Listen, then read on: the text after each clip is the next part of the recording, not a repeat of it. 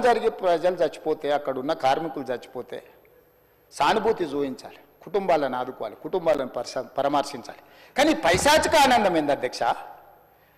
ఎవరు చచ్చిపోయినా తండ్రి కొడుకు మామ అల్లుళ్ళు కలిసి డాన్సులు చేస్తారు అధ్యక్ష.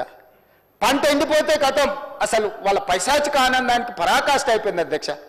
ఎక్కడ ఏ ప్రమాదం జరిగి తెలంగాణ ప్రజలకు నష్టం జరిగినా, తెలంగాణ రైతుల పంటలు ఎండిపోయినా, తెలంగాణలో కార్మికులు చచ్చిపోయినా, తెలంగాణలో విద్యార్థులు చచ్చిపోయినా, తెలంగాణలో పాఠశాలలో ఏదైనా చిన్న సంఘటన జరిగినా వాళ్ళ కళ్ళల్లో మెరుపు చూడు అధ్యక్ష. దాచుకున్నా దాగుతలేదు వాళ్ళ ఆనందం. అసలు అంటే ఇట్లా మనుషులు చనిపోతే పైశాచిక ఆనందం ఇట్లా ముఖంలోనే కొట్టొచ్చినట్టుగా అనిపించేటోళ్ళని ఎప్పుడైనా మీరు చూసిండ్రా అధ్యక్ష? ఆఫ్రికా అడవులో మనుషులను బిక్క తినేటోళ్ళని చూసినామని విన్నా. ఈడీ ఆమీన్ ఏదది ఉగాండాకు అధ్యక్షుడు ఉండే అధ్యక్ష ఈడీ ఆమీన్ అని. ఆయన మనుషుల్ని కోసి ఫ్రిడ్జ్లో పెట్టుకొని కొంచెం తీసి ఫ్రై చేసుకొని తినేటోడు అని. అంటే సినిమాలు చూస్తే నాకు ఆశ్చర్యం అనిపించింది, ఇట్లా కూడా ఉంటారా అని. ఇప్పుడు నిజం చేస్తున్నారు అధ్యక్ష. ఇక్కడ వీళ్ళు ఈడీ అమీన్తో పోటీ పడుతున్నారు అధ్యక్ష వీళ్ళ పైశాచిక ఆనందంలో. ఇది మంచిది కాదు అధ్యక్ష. తెలంగాణకు 25 ఏళ్ళు మీరు పార్టీ పెట్టి ప్రజలు ప్రతిసారి మిమ్మల్ని ఆదరించారు, అవకాశం ఇచ్చారు. ఆనాడు రాజశేఖర రెడ్డి గారు, చంద్రబాబు నాయుడు గారు, కేంద్ర ప్రభుత్వాలు కూడా మిమ్మల్ని ఓడించాలని చూసిన ప్రజలు మిమ్మల్ని గెలిపించారు. మరి ఈనాడు గుండు సున్నా ఇస్తే కనీసం జ్ఞానోదయం కలగాలి కదా అధ్యక్ష. 8 సీట్లలో డిపాజిట్లు పోవడం అనేది సామాన్యమైన విషయమా అధ్యక్ష? ఎందుకు ఆత్మ పరిశీలన చేసుకోరు? ప్రజల్ని ఎందుకు తిడుతున్నారు అధ్యక్ష? మీరు చేసిన తప్పులకు, మీరు చేసిన అప్పులకు ప్రజలు శిక్ష విధించిండ్రు. దాన్ని వదిలేసి ప్రజలే తప్పు చేసినట్టు, ప్రజలే క్షమాపణ చెప్పాలన్నట్టు, ప్రజల్నే ఉరిదీయాలన్నట్టు, ప్రజల్నే శిక్షించాలన్నట్టుగా వాళ్ళ మాటలు చూడండి అధ్యక్ష. ప్రజలు వాళ్ళు ప్రజలు మోసం చేసింది మాట్లాడతలేరు అధ్యక్ష. ప్రజలను తిట్టేది ఏంది అధ్యక్ష? ప్రజలు విఘ్నులు. ఎప్పుడు ఎవరికి ఏ రకంగా చెప్పాలనో ఇండికేట్ చేయాలనో ఇండికేట్ చేస్తారు అధ్యక్ష. భూకంపం కూడా ఒకటేసారి అది అధ్యక్ష. ఫస్ట్ కొంచెం కదిలి, మళ్ళీ కొంచెం ఆగి, కొంచెం కదిలి, తర్వాత భూకంపం వద్ద అధ్యక్ష. తుఫాన్ ముందలు కూడా ఒక ప్రశాంతత కనిపిస్తుంది అధ్యక్ష. తెలంగాణ సమాజం కూడా తుఫాన్ ముందు ప్రశాంతత లాగా 2022 నుంచి 23 నుంచి వరుసగా అట్లా చూపిస్తూనే ఉన్నారు వాళ్ళ గంభీరత్వాన్ని. ఇప్పటికైనా జరిగిన పరిణామాలను అంచనా వేసుకొని పరిశీలించుకొని వచ్చి కూర్చొని ఒక బాధ్యత కలిగిన ప్రతిపక్షంగా ఇక్కడ ఉండి మంచిని మంచి, చెడును చెడు, మీ అనుభవాన్ని ఉపయోగించి విశ్లేషించి విడమర్చి మాట్లాడితే ప్రజలు ఆమోదించేటోళ్ళు అధ్యక్ష.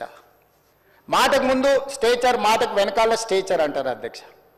మీ స్టేచర్ పట్ల ఉన్న మీ ఆలోచన, మీ పట్టింపు ఈ స్టేట్ ఫ్యూచర్ పట్ల లేదా అధ్యక్ష? నేను అడుగుతున్నా, ఈ స్టేట్ ఫ్యూచర్ వద్దా? ఈ స్టేట్ ఫ్యూచర్ వద్దా? మీ స్టేచర్ గురించే మీ తాపత్రయమా? ఒకనాడు మీరు అధికారంలో ఉన్నారు, మీ పార్టీకి అధికార పార్టీగా స్టేచర్ ఉండే. 2023 డిసెంబర్ 3 తారీఖు నాడు అధికారం నుంచి ప్రధాన ప్రతిపక్ష పార్టీ స్టేచర్ ఇచ్చారు. ప్రతిపక్ష పార్టీ స్టేచర్ అది మీ పార్టీకి. 2024 మే జూన్లో పార్లమెంట్ జరిగింది, గుండు సున్నా ఇచ్చిండ్రు, మీ పార్టీని మార్చరికి పంపించారు. నేనేం తప్పు మాట్లాడిన అధ్యక్ష? ఏమన్నా నేను? ఆనాడు మీరు అధికారంలో ఉన్నారు, స్టేచర్ ఉండే, తర్వాత ప్రతిపక్షం స్టేచర్ పడిపోయింది, ఆ తర్వాత గుండు సున్నా వచ్చి 8 డిపాజిట్లు పోయినాక మార్చరీలకు పోయిందని అన్న అధ్యక్ష. నేనేమన్నా అధ్యక్ష? అందులో తప్పేముంది అధ్యక్ష? బీఆర్ఎస్ ఈరోజు మార్చరీలో ఉందని నేను చెప్పిన అధ్యక్ష. దాన్ని ఒక వ్యక్తిని అన్నట్టుగాను, పెద్ద ఆయన్ని చంద్రశేఖరరావు గారు నేను అన్నట్టుగా హరీష్ రావు గారు, కేటీఆర్ గారు చిత్రీకరిస్తున్నారు అధ్యక్ష. అంత కుత్సిత స్వభావం నాకు లేదు అధ్యక్ష. చంద్రశేఖరరావు గారి దగ్గర ఉన్న కుర్చీని 4 కోట్ల తెలంగాణ ప్రజలు గుంజుకొని నన్ను తెచ్చి ఇక్కడ కూర్చోబెట్టారు అధ్యక్ష. ఇంకేముంది అధ్యక్ష చంద్రశేఖరరావు గారి దగ్గర నేను తీసుకోవడానికి? వారి దగ్గర ఉన్నది ప్రధాన ప్రతిపక్ష హోదా. ఆ ప్రధాన ప్రతిపక్ష హోదా ఎవరికి కావాలి అధ్యక్ష? అయితే హరీష్ రావు గారు కావాలి, లేకపోతే కేటీఆర్ కావాలి. అయితే గీతే ఏదైనా కోరుకుంటే జరగరాంది ఏదైనా జరిగితే వాళ్ళిద్దరు ఆ కుర్చీ కోసం పోటీ పడతారు. కానీ నేను ఇక్కడి నుంచి అక్కడికి పోను కదా అధ్యక్ష. నేనెందుకు కోరుకుంటా అధ్యక్ష? ఇది సింపుల్ లాజిక్ కదా అధ్యక్ష. నాకెందుకు ఆపాదిస్తున్నారు అధ్యక్ష అట్లాంటి తప్పుడు మాటలు అన్నిటినీ? నేను అట్లా కోరుకుంటలేను అధ్యక్ష. 100 సంవత్సరాలు ఆయురారోగ్యాలతో చంద్రశేఖరరావు గారు ఉండాలి, వారు ఆ ప్రతిపక్షంలో అట్లనే ఉండాలి, నేను ఇక్కడనే ఉండాలి, వారు సూచనలు చేస్తూనే ఉండాలి, నేను మంచి పరిపాలన అందిస్తూనే ఉండాలి, మా ఆర్థిక మంత్రి గారు మాకు నిధులు అందిస్తూనే ఉండాలి అధ్యక్ష. ఇది మా ఆలోచన అధ్యక్ష, ఇది మా భవిష్యత్ కార్యాచరణ. నేనెందుకు కోరుకుంటా అధ్యక్ష? నాకెందుకు? వాళ్ళు సరిపోను అన్నట్టు మళ్ళీ నేను కావాలా? వాళ్ళ ఇంట్లోనే పోటీలు పడుతారు నలుగురు, ఎవరు అందులోకి రావాలను. మా మిత్రుడు మహేశ్వర్ రెడ్డి గారు కూడా ఉన్నారు. మంచి మనసు ఉంటే మాతో పాటు ఇక్కడ కూర్చుంటాడు, ఈ రోజు కాకపోతే రేపైనా. ఏమున్నది అధ్యక్ష, నాకు మంచి ఫ్రెండే, నేనేం కాదంటలేను అధ్యక్ష.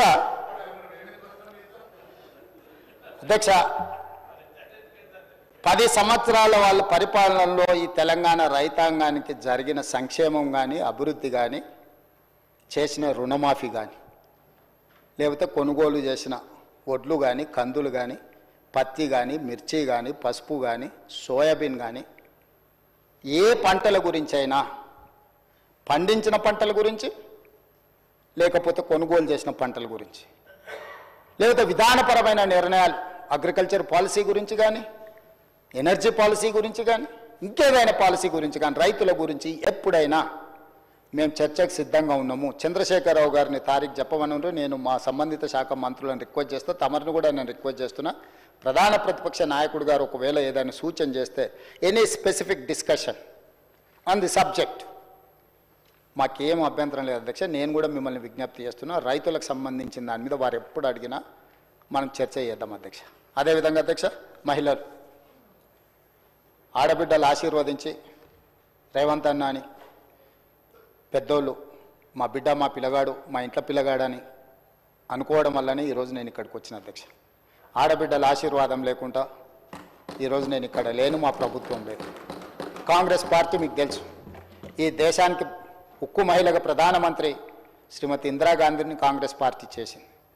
ఈ దేశానికి రాష్ట్రపతిగా ప్రతిభా పాటిల్ని కాంగ్రెస్ పార్టీ చేసింది. లోక్సభ స్పీకర్గా మీరా కుమారి బాబు జగజ్జీవన్ రామ్ గారి కుమార్తె, తెలంగాణ రాష్ట్రాన్ని స్పీకర్గా, తెలంగాణ రాష్ట్రాన్ని ఇచ్చిన మహిళ స్పీకర్గా కాంగ్రెస్ పార్టీ చేసింది. శ్రీమతి సోనియా గాంధీ గారు యూపీఏ చైర్పర్సన్గా తెలంగాణ రాష్ట్రాన్ని ఇచ్చిండ్రు. వారు సుదీర్ఘకాలం కాంగ్రెస్ పార్టీ అధ్యక్షురాలుగా పనిచేసిండ్రు. మహిళా నాయకత్వాన్ని ఆమోదిస్తూనే మహిళల యొక్క సాధికారికత కోసం మేము నిరంతరం ప్రయాణం చేస్తూనే ఉన్నాం అధ్యక్ష. మహిళల గురించి ఏ రోజు కూడా మేము వాళ్ళలాగా తక్కువ అంచనా వేయలేదు అధ్యక్ష. మొదటి 5 సంవత్సరాలు మంత్రివర్గంలో మంత్రి ఇవ్వలేదు. మహిళల పట్ల వాళ్ళకున్న గౌరవం ఆ ఒక్క ఉదాహరణ చాలా అధ్యక్ష. అందుకే కాంగ్రెస్ పార్టీ అధికారంలోకి వచ్చిన మరుక్షణం 7 తారీఖు నాడు మేము బాధ్యత తీసుకుంటే 9 తారీఖు నాడు ఇదే శాసనసభ ప్రాంగణంలో ఆలస్యం చేయొద్దన్న ఆలోచనతోటి మహాలక్ష్మి పథకం ద్వారా ఆర్టీసీలో రాష్ట్ర నలుమూలలు ఎక్కడికైనా వెళ్ళొచ్చు. పండుగ పూట అమ్మగారింటికి వెళ్ళాలన్నా, లేకపోతే ఇతర పండుగలకు అమ్మోరిని దర్శించుకోవాలన్నా, ఇంటాయననో లేకపోతే కన్న కొడుకునో బస్ కిరాయిలు అడిగి బస్సు ఛార్జీలు ఇస్తేనే వెళ్ళినట్టు, లేకపోతే దుఃఖాన్ని కడుపులో దిగమింగుకొని ఇంటి పట్టునే ఉన్న ఆడబిడ్డలకు స్వేచ్ఛను కల్పించాలన్న ఆలోచనతో ఉద్యోగాలకు వెళ్ళే, చదువుకోవడానికి వెళ్ళే ఆడపిల్లలకి ఎవరికి ఈ ఇబ్బంది జరగొద్దని మహాలక్ష్మి పథకం ద్వారా రాష్ట్రంలో మొత్తము నలుమూలల ఆర్టీసీలో ఉచిత బస్సు ప్రయాణాన్ని డిసెంబర్ 9, 2029 నాడు ఇదే ప్రాంగణంలో తమ అనుమతితో ప్రారంభించుకున్నాం అధ్యక్ష. ఆ పథకం దాదాపుగా 150 కోట్ల మంది ఈ 15 నెలల మహిళలు ఆర్టీసీలో ఉచితంగా ప్రయాణం చేయడం వల్ల మా ఆర్థిక శాఖ, ఆర్టీసీ కార్పొరేషన్ పొన్నం ప్రభాకర్ గారు ఇక్కడ ఉన్నారు, 5,500 కోట్ల దాదాపుగా ఆర్టీసీకి ఈరోజు చెల్లించింది అధ్యక్ష. ఈ దేశంలోనే మహిళలకు రాష్ట్రంలో ఎక్కడి నుంచి ఎక్కడికైనా అమ్మగారింటికి వెళ్ళాలన్నా, అమ్మవారిని దర్శించుకోవాలన్నా, రాష్ట్రంలో ఎక్కడి నుంచి ఎక్కడికి వెళ్ళాలన్నా, ఎక్కడ చేయి చూపించినా ఆ బస్సు ఆపి బస్సులో ఆడబిడ్డను ఎక్కించుకొని వాళ్ళు దగ్గర దించి ఈరోజు మహాలక్ష్మి పథకాన్ని ఆడబిడ్డలకు అమలు చేసిన రాష్ట్రం తెలంగాణ రాష్ట్రం. మనం చేసిన అధ్యక్ష ఇది ఒక గొప్ప అనుభూతి అధ్యక్ష, ఆడబిడ్డలకు ఆర్టీసీలో ఉచితంగా బస్సు ప్రయాణాన్ని ఇవ్వడం అనేది. అదేవిధంగా అధ్యక్ష, మహాలక్ష్మి పథకం ద్వారా 500 రూపాయలకి సిలిండర్ ఇస్తున్నాం అధ్యక్ష. ఆనాడు దీపం పథకం ద్వారా కట్టెల పొయ్యితోని ఊది ఆ పొగ ఊపిరితిత్తులకు పోయి కళ్ళలకు పోయి క్యాన్సర్ వచ్చి ఆడబిడ్డలు చచ్చిపోతుంటే శ్రీమతి సోనియా గాంధీ గారు ఆలోచన చేసి కట్టెల పొయ్యి నుంచి విముక్తి కలిగించాలి ఆడబిడ్డలకు అని ఆలోచన చేసి దీపం పథకం ద్వారా గ్యాస్ పొయ్యి, సిలిండర్ అన్నిటినీ వాళ్లకు 400 రూపాయలకు ఆ రోజు సిలిండర్ ఇస్తే ధరలు పెరిగి 1200 అయింది అధ్యక్ష. మళ్ళీ కట్టెల పొయ్యి పరిస్థితి ఆడబిడ్డలకు వస్తే వాళ్ళకు విముక్తి కలిగించాలని 500 రూపాయలకి సిలిండర్ ఇవ్వాలి అని 500 రూపాయలకి సిలిండర్ ఇస్తున్న రాష్ట్ర ప్రభుత్వం మనది. ఆ శాఖ నిర్వహిస్తున్న ఉత్తమ్ కుమార్ రెడ్డి, ఆర్థిక మంత్రి బట్టి విక్రమార్క గారని నేను చెప్పదలుచుకున్నా అధ్యక్ష. ఇదే కాదు, ఈరోజు పేదలకు వ్యవసాయానికి ఉచిత కరెంటు, మరి పట్టణాలలో లేకపోతే గ్రామాలలో ఉన్న పేదలు ఉచిత కరెంటు ప్రయోజనం మాకు రావడం లేదు. మీరు చూడాలి అని అంటే ప్రతి పేదవాడి ఇంటికి 200 యూనిట్ల వరకు ఉచితంగా కరెంటు ఇవ్వాలి అని చెప్పి ఈరోజు 50 లక్షల కుటుంబాలకు ఈరోజు 200 యూనిట్లు ఉచిత కరెంటు ఇవ్వడం ద్వారా ప్రతి పేదవాడి ఇళ్లలో వెలుగులు అందిస్తూ దాదాపుగా 1775 కోట్ల రూపాయలు గృహజ్యోతి పథకం ద్వారా ఈ ఉచిత పథకాన్ని ఈరోజు పేదలకు అందుబాటులోకి తీసుకొచ్చి ఆడబిడ్డల కళ్ళల్లో వెలుగులు చూస్తున్నాం అధ్యక్ష. ఇది మా ప్రభుత్వం సాధించిన విజయం. అదేవిధంగా 43 లక్షల మంది సిలిండర్లు ఈరోజు ఉపయోగించుకుంటున్నారు అధ్యక్ష. ఇదే కాదు, గ్రామీణ ప్రాంతాల్లో ఇప్పటి దగ్గర విద్య గురించి మాట్లాడిన వాటి గురించి మళ్ళీ వాళ్ళు ఉన్నప్పుడు చెప్తాను అధ్యక్ష. ఒక మాట చెప్పదలుచుకుంది, గ్రామీణ ప్రాంతాలలో, తండాలలో, గూడాలలో, మారుమూల పల్లెల్లో డే స్కూల్స్ కావచ్చు, రెసిడెన్షియల్ స్కూల్స్ కావచ్చు, 29,000 పైచిలకు స్కూల్స్ ఉన్నాయి అధ్యక్ష. దాదాపు 5,000 పైచిలకు స్కూళ్ళు, సింగిల్ టీచర్ స్కూల్స్ ఆనాడు తండాలలో, గూడాలలో వాళ్ళు మూసేసారు అధ్యక్ష.